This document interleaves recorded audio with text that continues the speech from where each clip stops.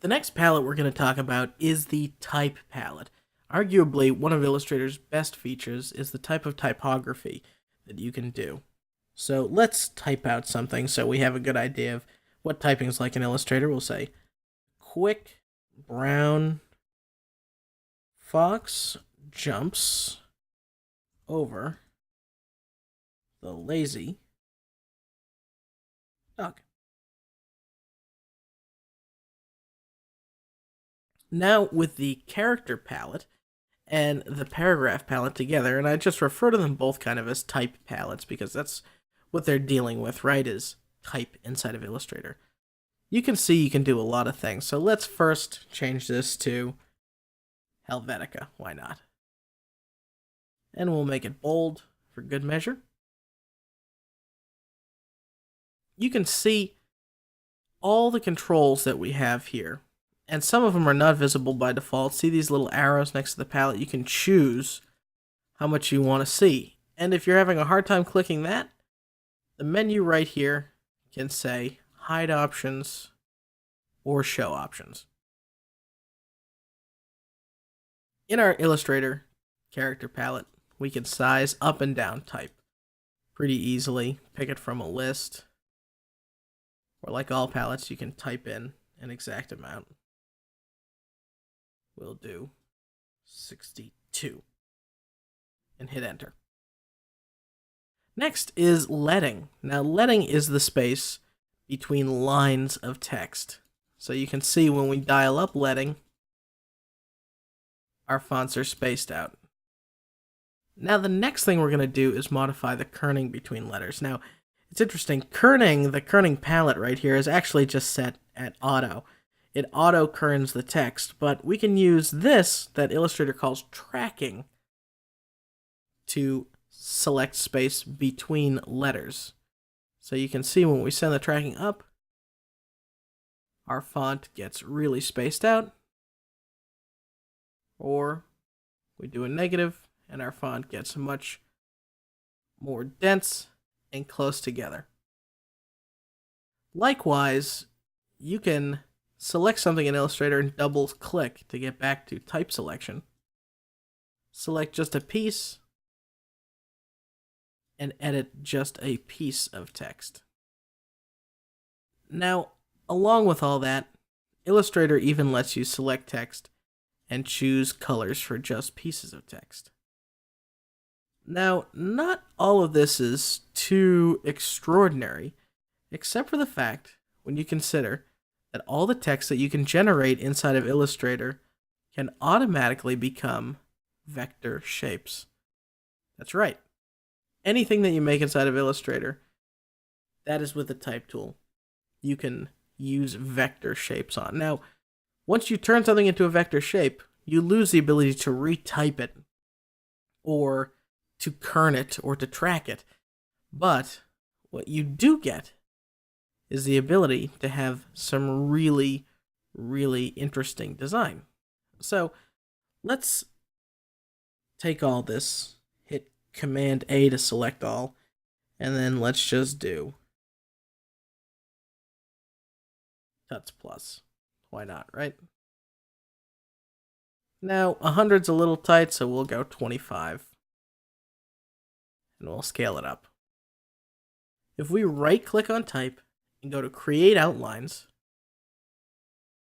you can see all of this just became vector shapes, and it puts into a group. So you're noticing a trend where Illustrator puts things into a group automatically. Well, once something is a vector shape, you can imagine there's a lot that you can do with it. I really like that color, so I'm going to change it. And Command 2 to lock it so I don't have to worry about that background. Now that we have this as a vector file or vector paths, we can put in the same properties that we could before, right? We can give things stroke.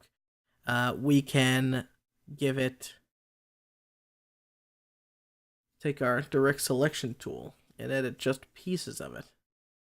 Say we decide we want our plus sign to be a little bit shorter.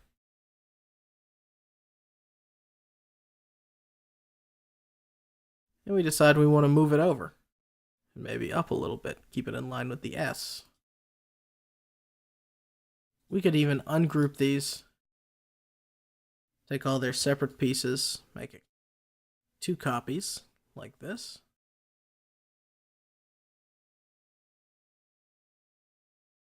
Align them like that. And each one, use the Pathfinder to knock out the back. Or to knock out the front, rather, right? That's what this is doing.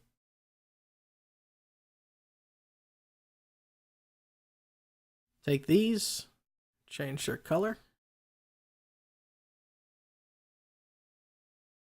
to a darker brown.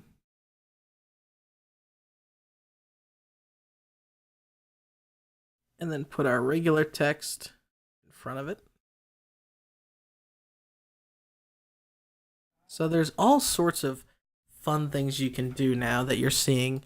Oh, let's combine the text tool with the Pathfinder and the shapes, and just seeing all the different things that you can do with Illustrator and all the different effects that you can create in a really easy way.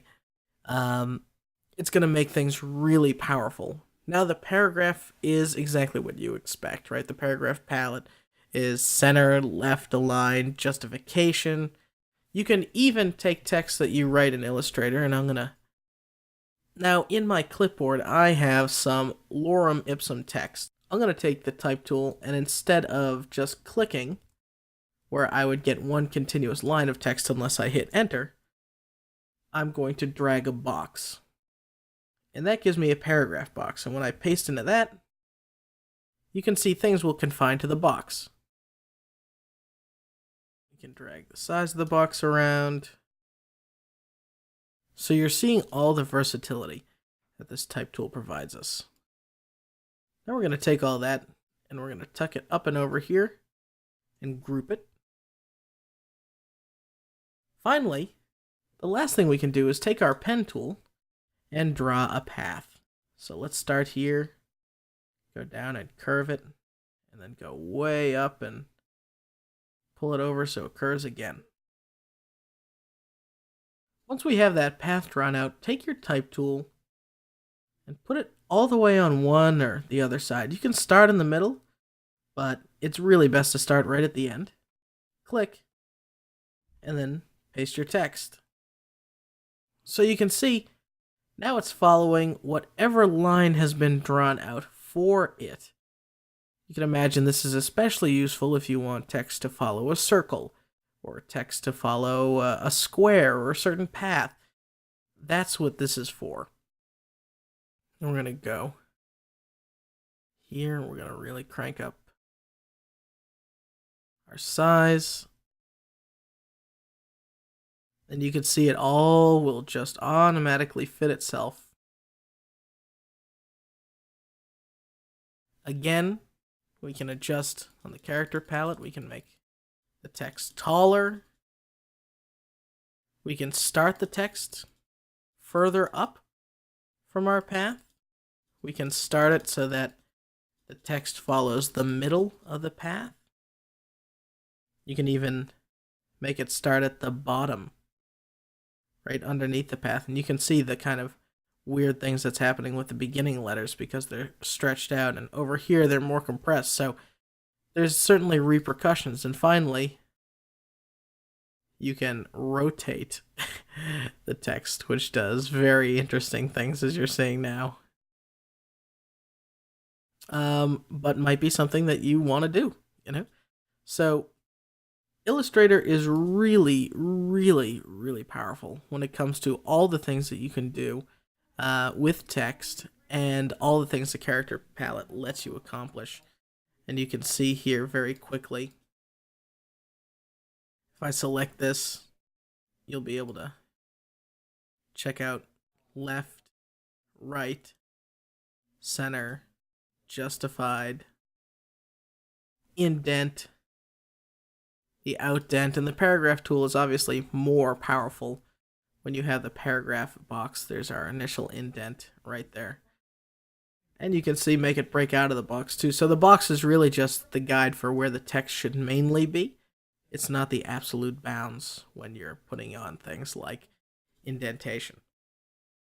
So that is the type tool. There's a lot to do when it comes to great typography, and really typography is a whole another art that you should, take years to study. In the meantime, what I'll do is I will save this exact file that I made, and we're going to call it character, or we'll call it type. That sounds much better. We'll call it type. And I'll just let you see what I made here, and you can select it and look at the differences and play with it. So you feel comfortable with something already made, and then try and make your own stuff. But the type palette, both of them are really, really powerful, and a must know when you're an illustrator.